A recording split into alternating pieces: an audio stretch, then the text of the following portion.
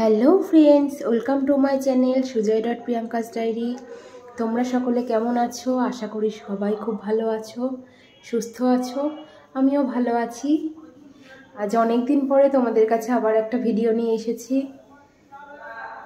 জগদ্ধাত্রী পুজো কৃষ্ণনগরের সবথেকে শ্রেষ্ঠতম বড় পুজো জগদ্ধাত্রী পুজো, সেটারই ভিডিও নিয়ে এসেছি। তোমাদের কাছে প্রথমেই ক্ষমা চেয়ে নিচ্ছি অনেকটা দেরিতে ভিডিওটা আপলোড করার জন্য। জগদ্ধাত্রী পুজোয় এত ঘোরাঘুরি, সারা রাত ধরে ঠাকুর দেখে আমার ভীষণ ঠান্ডা লেগে শরীরটা খারাপ হয়ে গেছিলো, তাই তোমাদের সাথে আমি ভিডিওগুলো শেয়ারই করতে পারিনি। অনেকটা দেরি হয়ে গেল। দেখো, আমরা বেরিয়ে পড়েছিলাম জগদ্ধাত্রী পুজোতে কৃষ্ণনগরে ঠাকুর দেখতে। এটা আমরা প্রথম মণ্ডপ ঢুকছি। এদের এবারে করেছিল পুতুল নাচ। আমার তো ভীষণ ভালো লেগেছে। আর সব থেকে ভালো লেগেছে এই প্যান্ডেলে ঢুকে আমার ছেলের, কেন এই প্যান্ডেলটা বাচ্চাদের জন্য খুব সুন্দর। বাচ্চাদের ভীষণ পছন্দ হবে প্যান্ডেলটা দেখে। তোমরা সকলে কেমন আছো আমাকে কমেন্টে জানিও।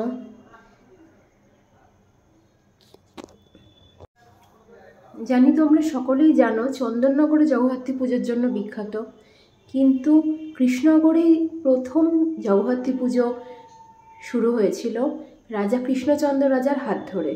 রাজা কৃষ্ণচন্দ্র রাজা প্রথম কৃষ্ণনগরে তার রাজবাড়িতে জগদ্ধাত্রী পুজো আরম্ভ করেছিল। চন্দননগরে লাইটিংয়ের জন্য আরও বেশি বিখ্যাত। তবে আমি তোমাদের কাছে রিকোয়েস্ট করব, তোমরা যারা কৃষ্ণনগরে জগদ্ধাত্রী পুজো কোনোদিন দেখতে আসোনি তারা প্লিজ এসো, একবার কৃষ্ণনগরে এসে জগদ্ধাত্রী পুজোতে দেখে যাও। আশা করি খুব ভালো লাগবে।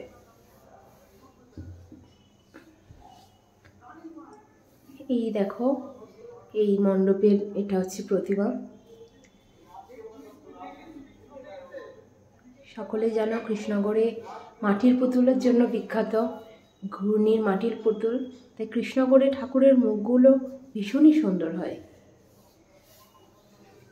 এটি আরেকটি প্যান্ডেল, ক্লাব এমএনবি।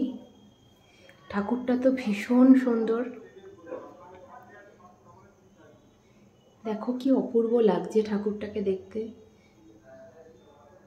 আলোর রোশনায় মাকে কি অপূর্ব দেখতে লাগছে। প্রচণ্ড ভিড় হয়েছিল।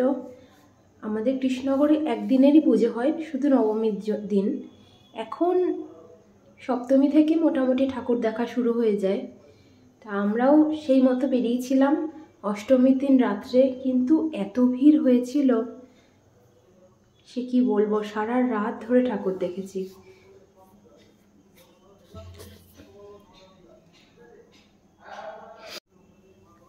তোমরা আমাকে সকলে কমেন্টে জানিও তোমাদের কেমন লাগছে আমার ভিডিওগুলো, তোমাদের কেমন লাগে। আর লাইক, শেয়ার, সাবস্ক্রাইব করতে ভুলো না।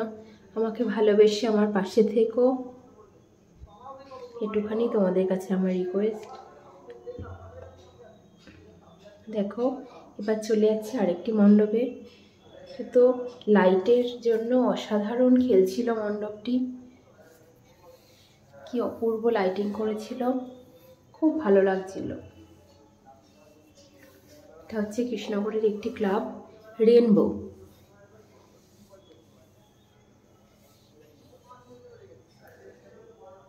আমরা কৃষ্ণনগরবাসী পুজো অপেক্ষা করে থাকি কবে জগদ্ধাত্রী পুজো আসবে।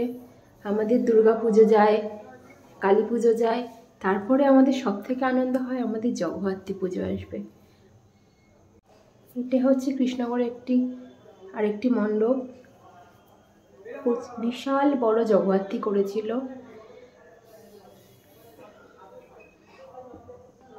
এটা হচ্ছে ক্লাব অনন্যা বারোয়ারি, এখানে করেছিল অমরনাথ। এটাও খুব সুন্দর। কেমন লাইন দেখো, আমরা লাইনে দাঁড়িয়ে রয়েছি মণ্ডপটি দেখতে ঢুকবো বলে।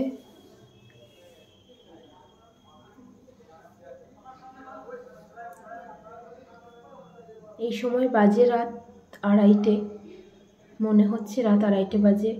রাত 2:30তেও কত লাইন, কি ভিড়। কি অসাধারণ, শিবের মাথায় জল পড়ছে, ঝর্ণার জলটা কি অপূর্ব দেখতে লাগছে।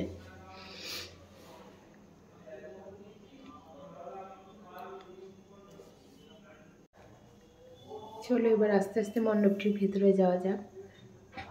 খুব নিখুঁত কাজে সাজিয়েছিল মণ্ডপটি। আমার তো ভীষণ সুন্দর লাগছিল, খুব অপূর্ব লাগছিল দেখতে। তোমাদের কেমন লাগছে প্লিজ কমেন্ট করে জানিও। যেটা আবারও বলছি, ভালো লাগলে লাইক, শেয়ার অ্যান্ড সাবস্ক্রাইব করো। আমার পাশে থেকো তোমরা। দেখো ভেতরে এই মূর্তিটি কি অসাধারণ লাগছিল।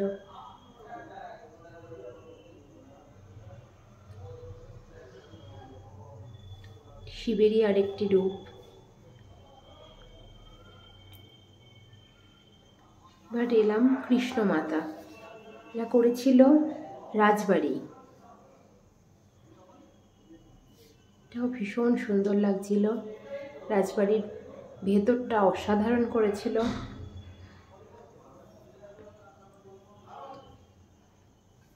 আমরা যাচ্ছি এখন ভেতরে, খুব সুন্দর করেছিল।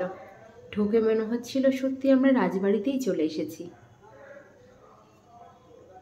আর সব থেকে মেন, এই কৃষ্ণ মাতা ঠাকুরটি এত সুন্দর, আমার তো ভীষণ ভালো লাগে, মনে হয় তাকিয়েই থাকি।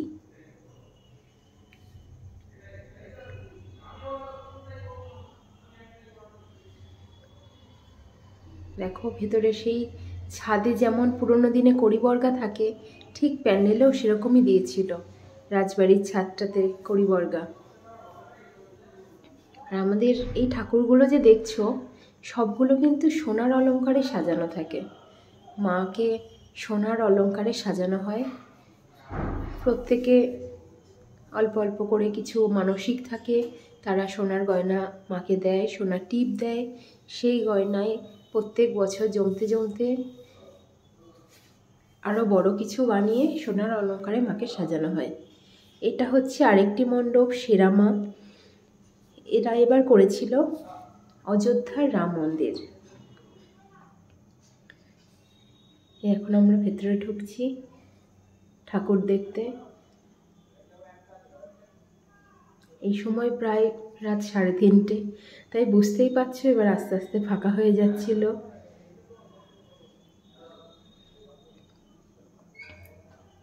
তাও 3:30 মানে সেরকমও ফাঁকা নয়, ভেতরটাতে দেখতেই পাচ্ছ ভালোই লোকজন ছিল।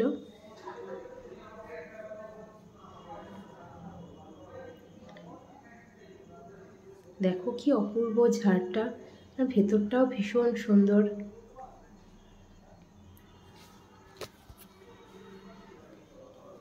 ঠাকুরটাও খুব অপূর্ব। এবার চলে এলাম আরেকটি মণ্ডপে। এখানে পাহাড় করেছিল, তার সাথে কিছু একটা করেছিল, আমি ঠিক বলতে পারবো না, এখন ভুলে গেছি, এতদিন হয়ে গেছে। এটাও খুব সুন্দর লাগছিল, পাহাড়ের ওপর দিয়ে উঠে ঠাকুরটা দেখতে হচ্ছিল। পাহাড়ের ওপরে উঠে নামতে বেশ ভালো লাগছিল।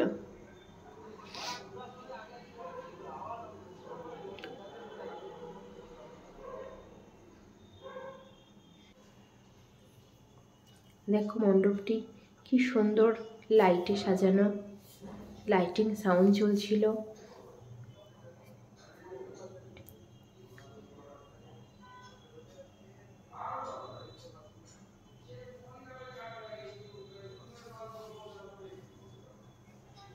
ভীষণ সুন্দর লাগছিল দেখতে। আমি তো দাঁড়িয়ে দাঁড়িয়ে ভিডিওই করে যাচ্ছিলাম, মনে হচ্ছিল না ভেতরে ঢুকি, কেন বাইরেটাই এত সুন্দর লাগছিল। এবার উঠছি।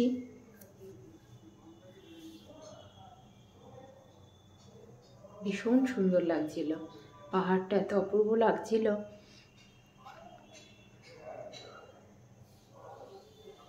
এবার উঠে যাচ্ছি ঠাকুর দেখতে। এটি হচ্ছে আরেকটি বারোয়ারি, গোলাপটি বারোয়ারি। এদের এবার ভাবনাটা আমার ভীষণ ভালো লেগেছে।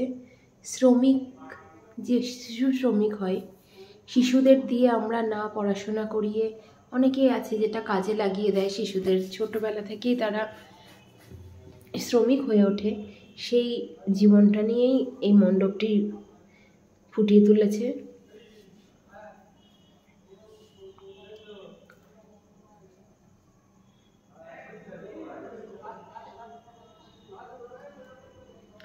অনেক প্রাইজ পেয়েছে মণ্ডপটি, সেরা ভাবনার প্রাইজ পেয়েছে। এই দেখো, দেখাচ্ছে শিশুরা বসে আছে অ আ পড়ার সময়, যেটা অ আ না পড়ে তারা কি করছে, তারা কাজ করছে। এই যে বাটি এইসব নিয়ে তারা কাজে বেরোচ্ছে, কেউ রাস্তায় বসে থাকছে। এটা নিয়েই মণ্ডপের ভাবনা। আর এই ঠাকুরটি আমার ভীষণ ভালো লাগে।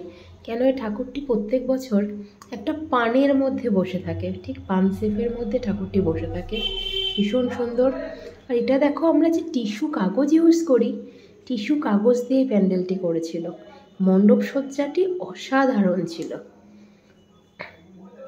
নিখুঁত কাজে সাজানো ছিল, পুরো টিস্যু কাগজ পেপারের উপরে।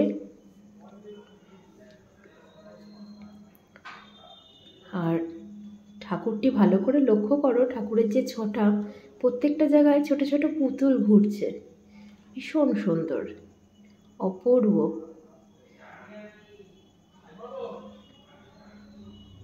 দেখো পুতুলটি ঘুরছে, বুঝতে পারছো হয়তো, কি সুন্দর লাগছে, খুব সুন্দর লাগছিল আমার।